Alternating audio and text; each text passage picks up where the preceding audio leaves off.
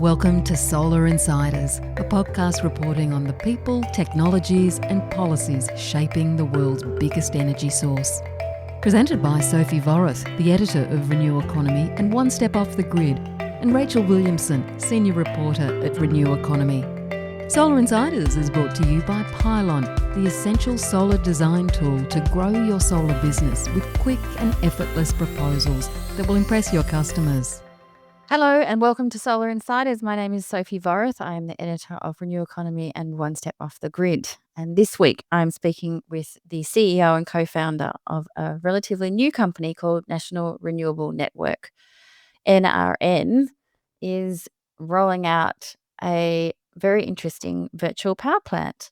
And it's been in the news over the last couple of weeks, both for raising a huge amount of money in a Series A funding round and for partnering up with Alinta Energy on the rollout of this VPP.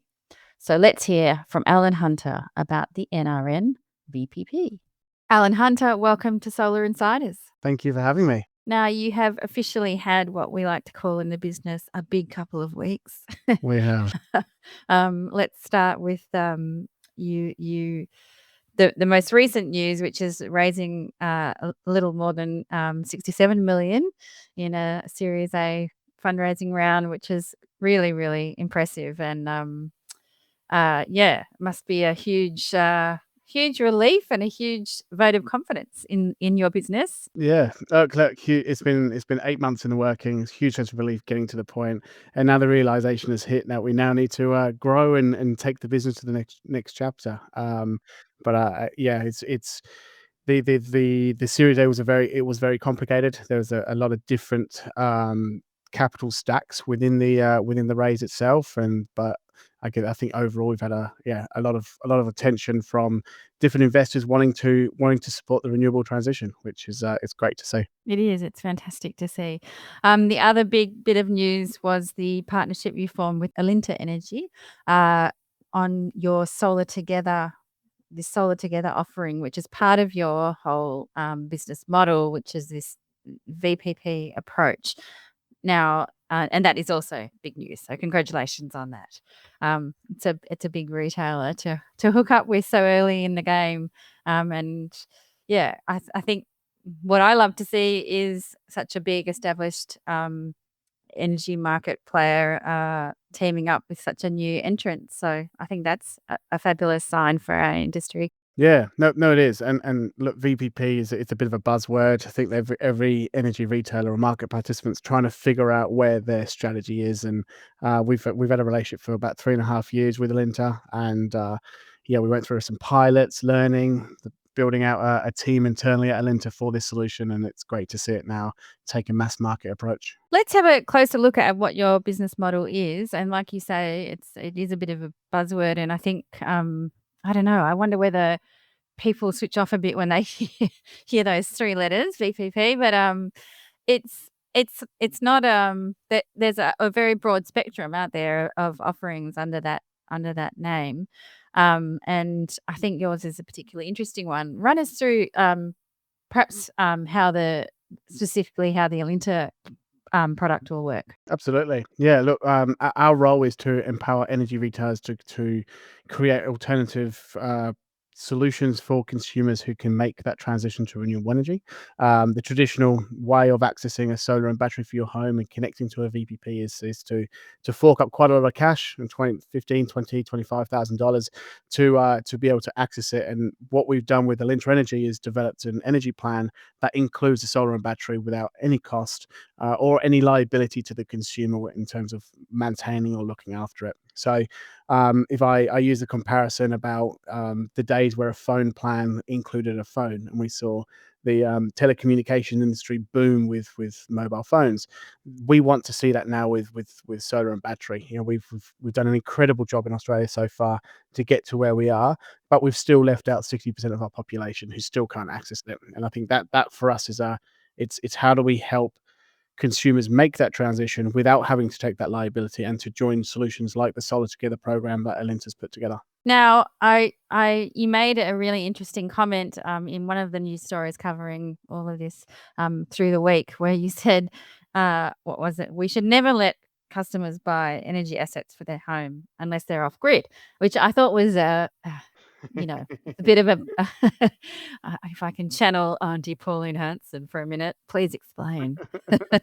Look, absolutely. I think that, I've been in energy for 5 years, so I do see myself as a bit of a new entrant, and I think an outsider perspective on the energy sector, we built power stations for communities, and we paid for that power station through the charge of electrons, or for people using electricity. And when I came into the space, I disagreed that the only people that could access renewable energy had to fork up 10, 15, 20, $25,000. For me, it's the inequality that we've created by enabling those who want to buy these assets do so, yet we're leaving everyone else out. So there's this. I guess that's a social responsibility now, is to and also that's the environment that we've created in Australia. So that's step one for me, is by enabling these assets to be purchased and owned and operated by a consumer, we are leaving out a majority of the population who can't afford it. So I guess issue number one, how do we address that? The other component here is we're now at a crossroad where we've got about 26 gigawatts of unmanaged generation feeding into our grid. So it's about 15% of our energy mix is not managed. It's just freely going into our market, and has been the biggest causation of the duck curve. And for those, we can go into all the detail in the energy market itself, but the the crea- the duck curve, in a way, has increased the cost of risk in energy. And because there's so many assets that are not being managed in the market, the need for a virtual power plant, or the need to manage these assets, has never been more important than it is today. And it's only going to get worse and worse and worse. So my statement of kind of concluding is, you know, the statement of saying, by letting consumers buy these assets, we've created two issues. We've created an inequality issue of those who can own and those who can't because of affordability, and we've also created an issue of 4 million energy participants within our energy market, and no one's managing the energy flow, which has ripple effects for those who don't have assets on their roof. So I think overall, we have a responsibility to make sure that every person goes home, turns their lights on at the cheapest cost possible, and that's the promise that we deliver. So our business model was set up to reduce the cost of power for consumers. And I know I go to bed every night knowing that every customer that has one of our systems on their roof is better off financially by doing that than they would have been not having a system on their home. Yeah. And look, I totally see your point. It just it's sort of and this is where the energy industry is so interesting at the moment. It kind of flies against all of that I guess the theme that we've had in Australia for quite some years with renewable energy, with solar and energy storage. It's really been about, you know, the individual getting taking the power back, and 100%.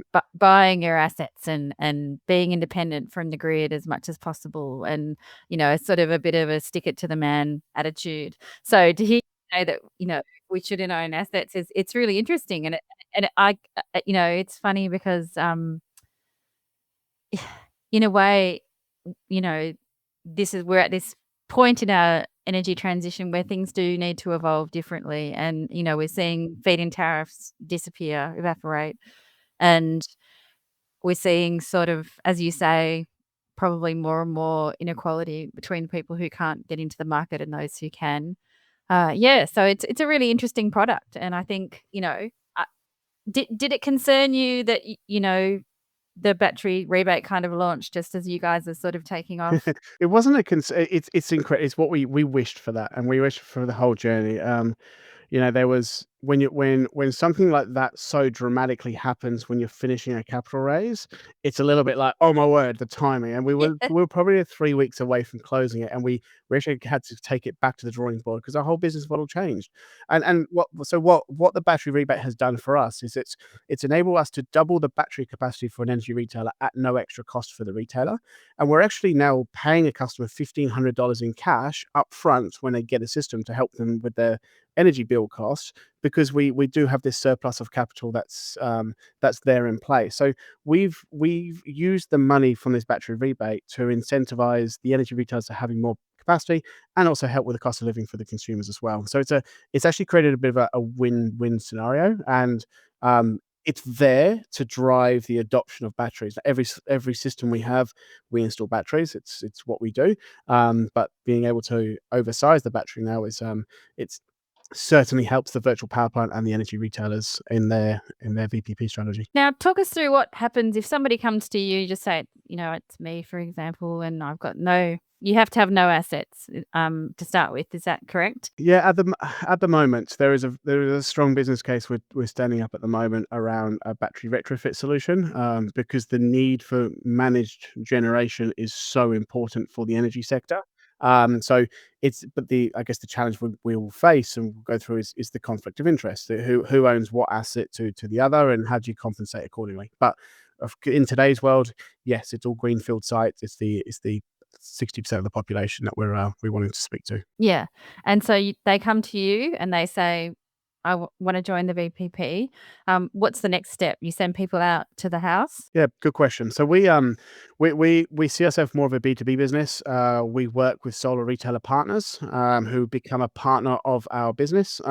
We work very closely with the solar industry and the energy sector in particular, and we believe that they are the business with they're the trusted agents. They're the trusted small business. They're on site to help that customer through their journey, and for us, we want to help that industry. It's a competitive landscape. 4,000 odd solar companies, all trying to sell the same product. It's the race to the bottom. We're all seeing this news coming out, and we've created an opportunity for solar companies to come into a blue ocean versus the red ocean of trying to compete against the same solution. So, um, if the customer journey was to start with us, and that what we do, we get leads coming through to our website. We actually allocate that to one of our partners, and our partners will then go through the proposition and you can buy it. This is what it costs. You can finance it. These are your options, or you can opt for an energy plan, and this is how it works. And it's obviously been very successful. We had a huge amount of growth last year, hence the large need for the capital raise we just did. With the size and the products, is it always the same products? And do you tend to try and aim for an average size? So talk about the quality of hardware. It's so important. We own and operate these assets. We are under quite I guess, strict performance guarantees, if you like, to our energy retailers to make sure they're working. So we have to also go through quite a selection process to what panels we're using, inverters and batteries that are installed on site. We then provide that list to our solar retailer partners, and then they're able to procure that hardware. And we have relationships with distributors as well to help them with their supply chain. On the other side, in terms of we spoke about the hardware component. There was one other point. The sizing and the capacity. Yes, there are. So we actually have 5 different sizing, and we size a system based on the consumer usage profile to accommodate the energy retailer. So we're not oversizing a solar system. Someone using 10 kilowatt hours a day and putting a 20 kilowatt solar system, it doesn't help the market. It doesn't help anyone. So we will size it accordingly, but we kind of have a small to an extra large, let's just say, kind of like outfit that helps. It helps the consumer have more on-site generation, but also it's balancing the generation storage for the retailer. Yeah. And I noticed in another of the reports you mentioned that you're working with a lot of other retailers as well. I suppose a range of them.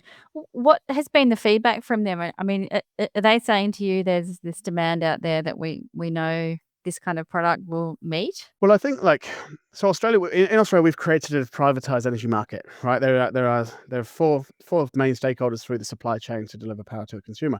Now, if I think about the energy retailer, they have a eroding business, to be frank. If our 10 million homes in Australia all owned and their solar system and battery system, there's no need for an energy retailer. They become an insurance product at the end of the day. And I guess the challenge to that too is what is the role that a retailer should be playing? In my eyes, the retailer should be managing energy risk and managing consumer credit risk, and that's I guess their role that they facilitate in the market. So, talking about this solution to the energy retailers, they want to support the adoption of solar and battery in homes, but want to do it in a way that they're of course they're a private business. They need to be profitable. Although if they're not profitable, they can't serve their customers. So this solution has been very evident to them that it does work financially. It helps in the long term. It will help their hedge position. It will de-risk their position over time, which mean they could provide cheaper energy rates across their book if they manage their VPP accordingly. We're seeing a lot of the big retailers launch with their virtual power plants into market, and I've been kind of saying this for the last maybe 3 or 4 years. The challenge for me in designing a virtual power plant product for a consumer asset is a conflict of interest, because what the retailer is going to want to manage that asset, not the way that a consumer is going to want to see that asset. And I think the most successful VP we have in Australia is hands down Amber, because consumers are engaged. They want to be a participant in the market. But I do see there's a portion of the market that don't want that level of engagement. They just want to go home, turn the lights on, and it's cheaper. And the numbers that I've seen on adoption rate of VPPs in Australia aren't as good as what everyone wanted or had expected it to be. So yeah, we're seeing a lot of interest from the energy sectors or the energy. I think that one of the things that I picked up at one of the many conferences this year in a panel on VPPs was just how it's great that we do have this variety of offerings and that they're going to be quite different. And it's going to be quite important that we have, on the spectrum of very engaged, not engaged at all, somewhere in between, lots of all this variety, because they are going to be a big part, but it's just a matter of getting those mixes right and making sure that they cater to what customers need. And it's to cater to what customers need. There's always going to be customers that want to own and do their own thing or participate in the market. I'm an energy nerd. I love that. I'd love to understand when I'm participating for, but there's a lot of customers that don't want to do that. And I think that for us is the market that we want to support.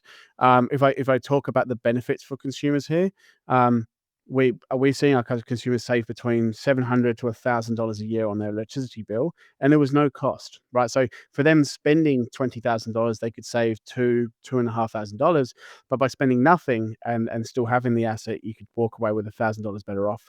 Um, it's hands down showing that there is a benefit for a consumer by participating in the transition, but without taking all the decisions of what asset should I buy or who should install my system or what VPP should I participate in. We're eliminating that risk or decision making for the consumer. Which can be really paralyzing. And I've mentioned this before, but my brother is currently trying to electrify a bit more and he hasn't got solar. And even with, I think it's sometimes with the added knowledge, I haven't been very much help to him because I keep going, well, then there's this and there's that. And it's like he actually needs somebody to come in and just take it all and do it. And he doesn't want to think about it. And it's funny because we haven't worked well together on that at all. So yeah, I think these kind of products will definitely play a role.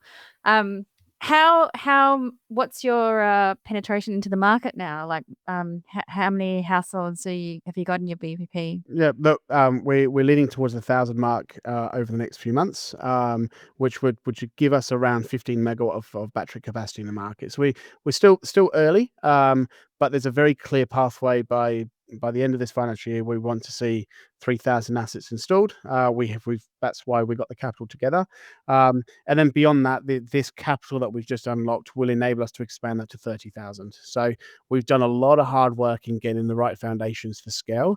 And truly, like I've been working in the investment space for the last 8 months. The interest of capital in renewable energy infrastructure is there. We're at the perfect time at that crossroad, and I think the opportunity for small scale renewables is it's amazing. The opportunity, because there's such a big backlog on utility scale and large scale batteries, is like the time it takes to deploy capital. The fact that small scale can deploy capital tomorrow is quite compelling. It's been a very compelling and attractive proposition for investors. And aside from the money part of the equation, is the supply chain all good to go? I mean, how are we going with batteries and everything? Is that all there? Well, I think the benefit we have is we've raised money to then support our solar retailers with selling, installing, and maintaining these assets, and we've been able to purchase quite a lot of batteries in advance ahead of this blockage or that we have in the supply chain. But it's incredible to see the adoption of batteries in the last month, and I don't think it'll slow down. I think it's only going to get better over time, and it's really needed. But what I'm worried about is that the requirement of managing these assets in accordance to the market is going to be important. And I know there was a draft of the NEM review recently, and it's, a part in there talks about how consumers can start to participate within the market in their review. So it'd be interesting how all this comes together, because we built energy as a for many, for power station fed many, and now if everyone goes isolated, um, we don't have a market, we don't have a network. Like what's yeah, what does that future look like? So yeah, let's see. It is absolutely fascinating time to be in the industry, and never a dull moment. So let's talk about when somebody's got your system and they're a part of your VPP. What happens if they, then decide to buy an EV, or suddenly to electrify all their appliances at once or something? Is that a problem, or is that just seamlessly? That's our journey. Like our journey is like the first step a consumer can take to electrify their home if they can. Let's generate renewable and let's store it. Next phase is let's start to then add on the other assets. Let's review your hot water system. Let's talk about an EV charger and an electric car. Let's if you've got a pool pump, that's another asset that can be controlled within the market. And I think that's a role that we do play. We do have. We are connected within the household. We have two 4G modems that sits there on the wall to make sure we're always connected. We have 100% connectivity to all of our assets, which a lot of VPPs find that challenging because of the Wi-Fi connectivity. So I do see NRN as the infrastructure that sits within a household, and we have the two parties, which is the energy retailer to design the right solution and product for the consumer, and it's the solar retailer that has that face-to-face relationship, is going to help grow their business, because they're not just installing a solar and battery, they'll be helping to install the rest of the electrification journey. So there's a big role, I think, that we play between the two. Absolutely, and I think it's again a really, really important role. That communication and the changing needs is going to be huge. Yeah, and look, within that too, I make the comment. It's we decided not to be an energy retailer. We nearly went down that path of doing so, and we decided not to be a solar retailer. And the reason we chose not to is there's a scale component, and it's also working with the two industries. But also we have full visibility in how the retailer is managing the asset. In a way, what are they earning? Are they earning sufficient? Are they earning too much? And then what are the customers saving? Are they saving too much? So are they not earning anything or saving anything at all? So we've become this, in a way, body that sits between the two stakeholders to make sure there is equality and fairness. And that's one of our promises to all of our stakeholders, is we have to balance returns for investment, for investors. We have to balance how much profits the solar retailer is gaining from selling and installing and maintaining this asset, how much savings the customer's getting, and of course how much profit the retailer's getting. And we have visibility across the whole board. And we've got to make sure that's a balancing act as well. And that's our part of our job. I like it. One of the things I was also wondering, which could be completely wrong, but I was thinking that this product could be great for landlords who have rental properties and who, haven't sort of maybe found the spare capital to put solar on their roof and get a battery. Yeah, can that work? Yeah, it can. We've probably got a few $1 million worth of assets on homes that are with tenant landlord relationships. It works, and there is there's a process that we need to get through, and that is building more energy plans. And one thing we don't want to go down is that a tenant feels obliged they must use one energy retailer. We've seen that horror happen in different sectors within the energy market. We want to make sure a tenant has a platform or a choice of different retailers they can use before we really drive that forward. But it's such an opportunity. If a landlord doesn't have to fork out any capital for it, and right now we're paying $1,500 for someone to have a system on their home because the battery rebate was there. It's another incentive for landlords to jump aboard and support their tenants. But it's a 3 million home market that needs to be tapped in Australia. Absolutely. It's one of those frontiers that we really haven't cracked. And, short of making a stick approach where they have to, things like this are going to be super important. And plus it would presumably make their asset more attractive, and more. Absolutely. And it's not just their asset. We're also starting to see mortgage rates, interest rates be cheaper through certain banks if you have a more renewable friendly home. They've got their targets for their books to reduce their emissions. Same with insurance companies. You get cheaper insurance by having it. So really, if a landlord could package this together, they could actually walk away with quite a benefit without any outlay or responsibility to manage the asset. Meanwhile, having a tenant that's saving money in their bill, it's a bit of a win-win-win. But again, you are liaising with three stakeholders, and that's comes with a bit. That was the one part where I thought, oh, could that work? But if you say that there's going to be choice with retailers, it sounds really promising. So all you landlords out there, get amongst it. And the final thing I was going to mention is that if people are in this VPP, they can decide to then buy their asset halfway through. Is that correct? Yeah, anytime, and it's one of those. So the way that we look at it, an asset has a life. We view our assets to have a 12-year life. Every asset will maintain a warranty period, the inverter, the battery, and the solar for that period of time. So every month that asset or the system will just get cheaper if you wanted to buy it out. Now, we do believe and we see that a solar and battery system adds value to someone's home. So we actually do sell the AE system at the point of sale of someone selling their property. Now that's all done behind the scenes. The aim of the game here is the consumer who holds the asset on their property will never have to give a dollar to NRN because they in a way they're benefiting from cheaper electricity, and at the settlement of a home, the asset purchase is going to be cheaper than the added value to the property. Now that is it's very hard to quantify that. It's still semi speculative, but we do have a strong belief, and I think most of the market do see that it adds value to your home when you are selling it. Fantastic.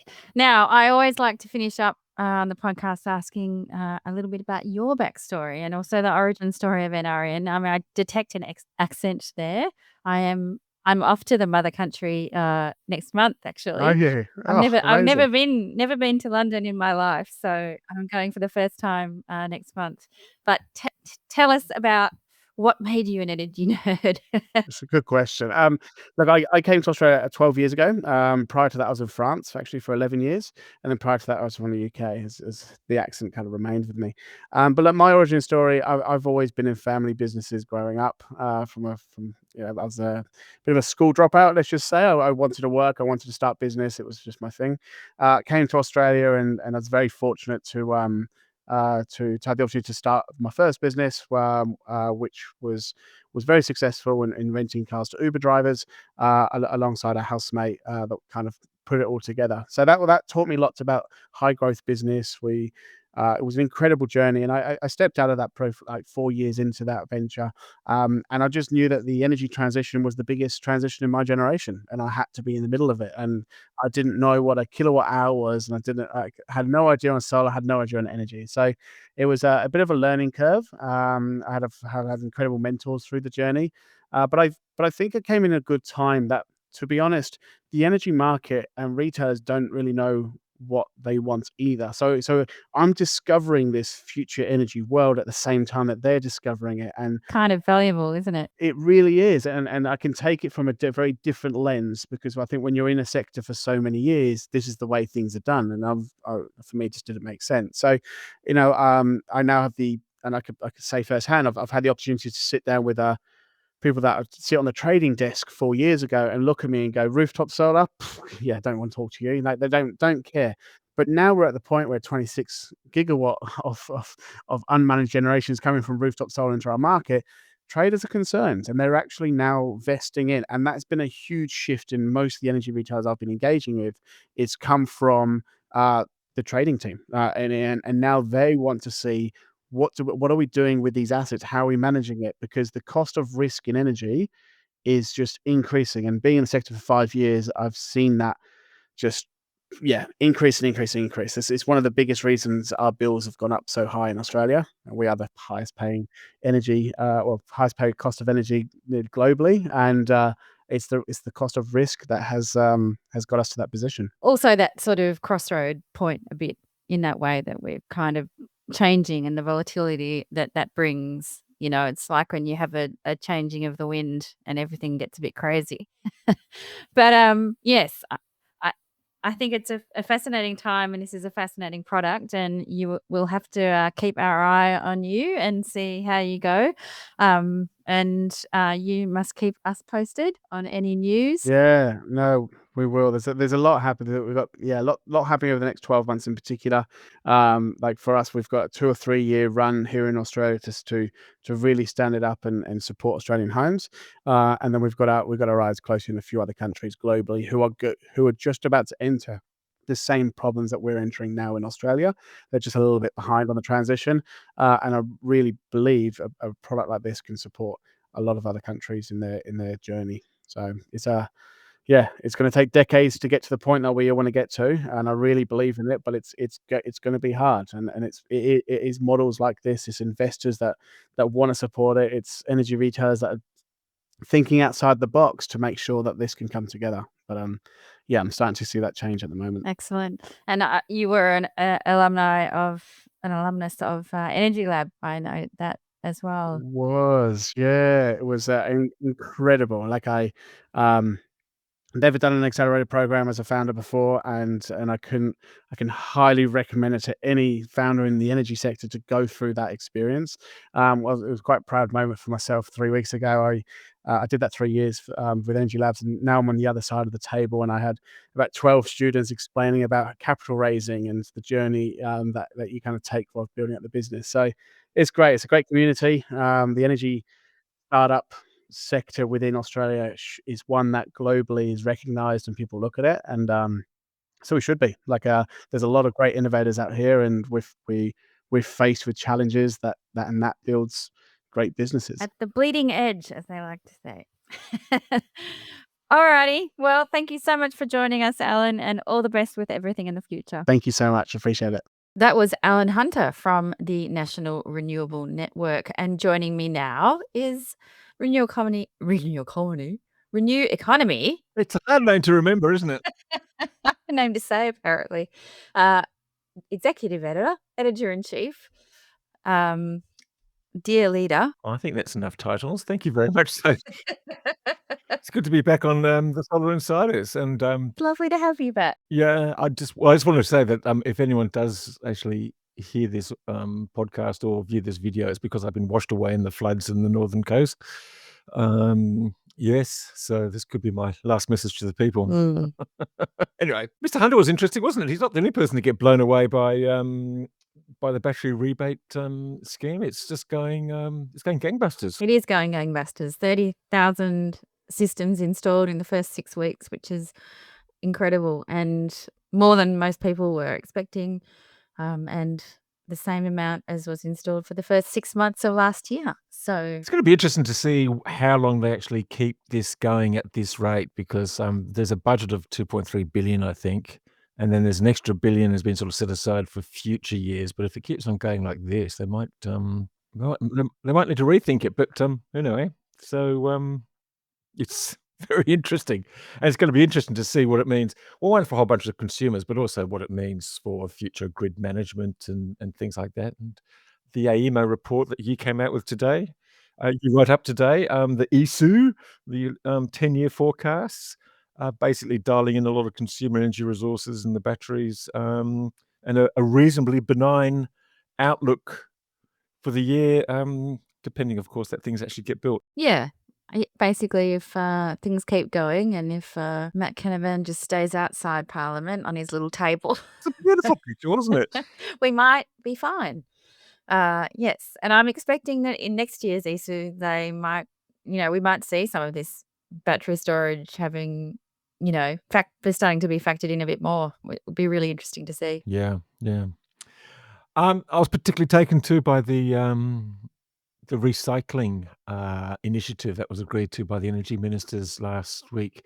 I was actually astonished to hear. I mean, you brought some really interesting insights into how this sort of recycling initiative and this mandatory sort of stewardship scheme came to pass, and be interested in finding out about that. But I'm absolutely staggered by the number of panels that they say get taken off the roof each year. 4 million, they said, and I said, what? Can't be that much. But if it is that much, that means a gigawatt of solar is going off the roof, and about the same number of panels are going back on, which are more powerful now, probably twice as powerful as they were, the ones that put on, say, 5 years ago. But it does seem, it just seems extraordinary. But apparently, people are upgrading their solar systems partly because of the battery rebates, so that off it goes and back on the new one goes. I don't know whether there's a touch of laziness there. I don't know about laziness. I think it's too hardness, which I suppose could be laziness, but and too expensive. So, and what Darren Johannesson said from the Smart Energy Council is that people just don't have options, and the options that are there are costly. So if the deinstaller takes away the panels, that's going to add to the cost of the installation, because now basically in most states there's this huge cost to put them in the tip. The tips don't want them. They're, aside from anything else, really annoying in landfill. Well, um, it's a stupid idea, really. oh, But of course, yeah, yeah. I mean, we should be recycling so many things, but this especially. yeah, yeah. Well, we should have trouble recycling paper and cardboard boxes. So yeah. Um, But I was really interested in what you wrote the other day about, how New South Wales has kind of sort of taken hold of this and got a bit pissed off with the whole situation and going, "Well, stuff it, we're gonna do it." So tell us more what happened. Well, I mean, this is sort of what I've heard, but I think it's really interesting because it has been the purview of the Department of Environment. So I think if you will recall when Susan Lee was Environment Minister ages ago, and she made stomping noises about it out of nowhere, and it kind of was like the industry was like, "Well, What yeah, sort what sort of noises did you just say? stompy,"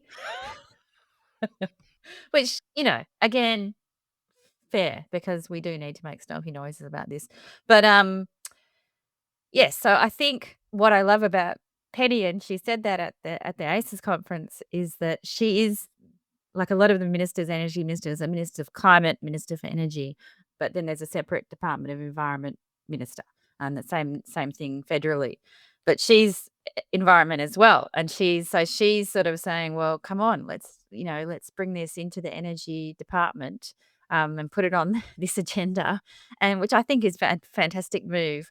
And it kind of means that people can't just go, shove it to each other and go, no, no, it's yours. No, it's yours. And when you think of it, and this is what the Smart Energy Council is really trying to get across, yes, it's sort of a big problem that needs solving, but it's also a massive resource opportunity, a massive, to get the resources back out of these panels is huge. And, um, you know, you don't need to get anything out of the ground. It's not an easy process. There are ways to do it.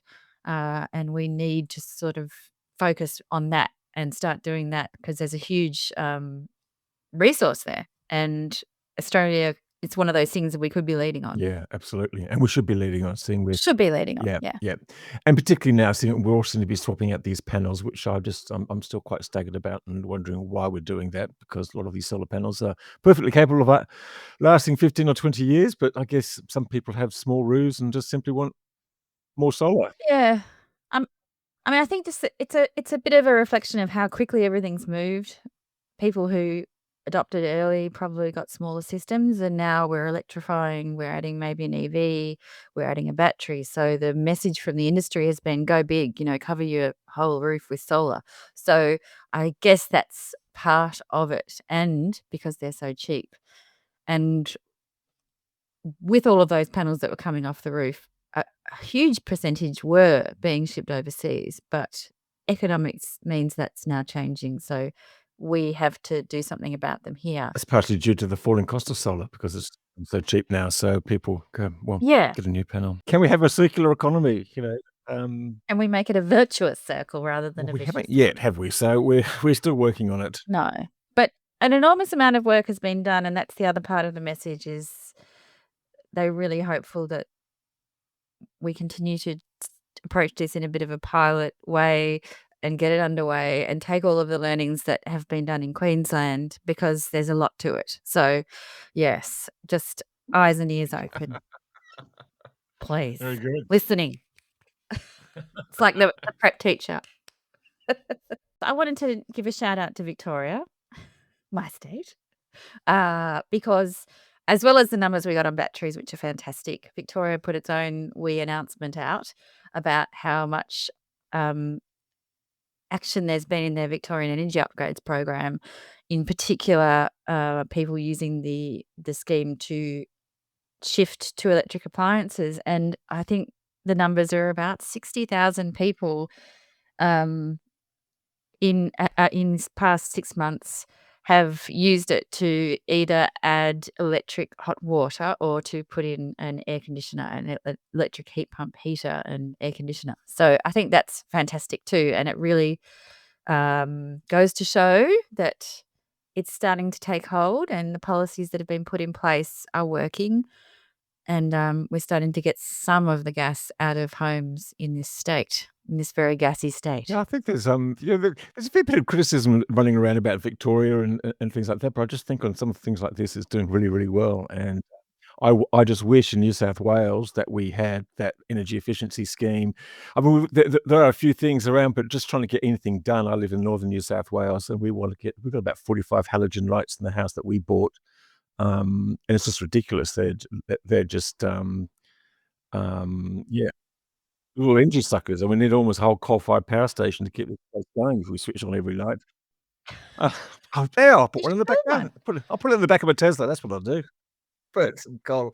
Yeah, trying to find an electrician who's or anyone who's willing to do that and who knows about the I mean, apparently these things do exist that you can get a support to switch out, but anyway. Yeah, absolutely should be. Gosh, you couldn't keep these people away from the door here in Victoria for a while. We had every other day someone offering to change all your light Well, globes. send them up to Byron Bay. I'll pay for the ticket. It'll probably be cheaper. So On the plus side for New South Wales, I did notice that the Electrified 2515 has just released its first learnings report. That I saw at that today. So I think I'll have a much closer look at that later today and perhaps write something up. But their comments were that gradually electricians are starting to upskill and reskill and to see that this is going to be a huge revenue stream for them and a huge source of demand.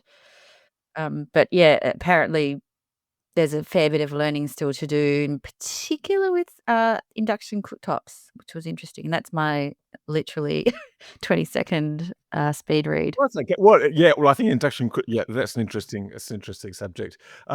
Speaking about sort of, yes, rewiring Australia and the postcode, I can't remember, I've forgotten the postcode already now. 2515. 2515, yes. Saw Griffith was up in the Gold Coast last week, actually, he's doing a bit of a road tour, selling his new book, and Delaney from the Switched On podcast were actually hosting an event, and I think Oh, fantastic. and I was told to stay outside, of course, for some reason. But I'm going to find out what's going on because she's putting on the podcast this week, so or next week anyway. Oh, So that'll be excellent. that'll be good to listen to, and she's got an interesting interview too with Mark England from Osgrid this week about their idea about putting solar on spare rooftops and then selling them to the people at cheap prices, which is a really interesting idea. But it gets back to this whole equation about should networks be allowed to play in this space. There's a whole bunch of people who just say absolutely not. They shouldn't. They're a monopoly. They're just going to bank their savings and bank the money. But there's an interesting argument from other people, not just networks, but other people who sort of thought about this, saying that they're probably in the best position to innovate and do different things. So really fascinating argument and fascinating discussion. It is. I find that one very, very interesting. I will be listening. Because are we going to do we expect the retailers and the gentailers to innovate in the way that we probably need innovation to happen in terms of being efficient with the grid and our community energy resources?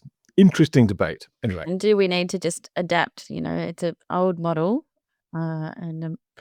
yes, very interesting. something to keep all the lawyers at the regulators very, very busy for the next couple of years. Yeah, I think it's going to be a big regulator headache. Anyway, Well, I think that is about all, unless we want to talk about all of the crazy politics, but we probably don't. I think there's enough of that around at the moment. Yes, do check out Renew Economy. A hit out. I had a hit out. I had enough. It got I out had the enough. wood. Look, one of the terrible things about taking a taxi or a Uber is sometimes you get exposed to things like 2GB. The radio station. Someone did that yesterday. And just sort of sent through a report about. Oh my God! Anyway, so we've had a go at that, and Gina's running around doing her bush summit. Gina Reinhardt and with a rather bizarre dystopian to look at what she thinks net zero looks like. Won't someone think of the children and the elderly? And the elderly, because we'll have to shut down all the old people's homes because they'll run out of 9 months of the year. They'll run out of their emissions allotment, apparently. Anyway, it's a scary vision of a scary vision. I like it. I'll also be reading that. Well, thanks for having me back on, Sophie. It was fantastic. Enjoying your work, and I think we're dragging Rachel back from Europe, aren't we, pretty soon? So Yes, she should be on the next edition. Back with maybe she'll have an English accent. Who knows? or Italian. Italian, yes. She might have a tan. Thanks for being here, and thank you to our sponsors, Pylon, and to all our listeners and readers, and we will see you in about a fortnight's time. Solar Insiders was brought to you by Pylon. Pylon provides easy-to-use solar design software for solar installers and retailers with pay-as-you-go pricing, no monthly costs and no lock-in contracts. Join Australia's top solar companies who trust Pylon to design high-resolution, CEC-ready solar proposals.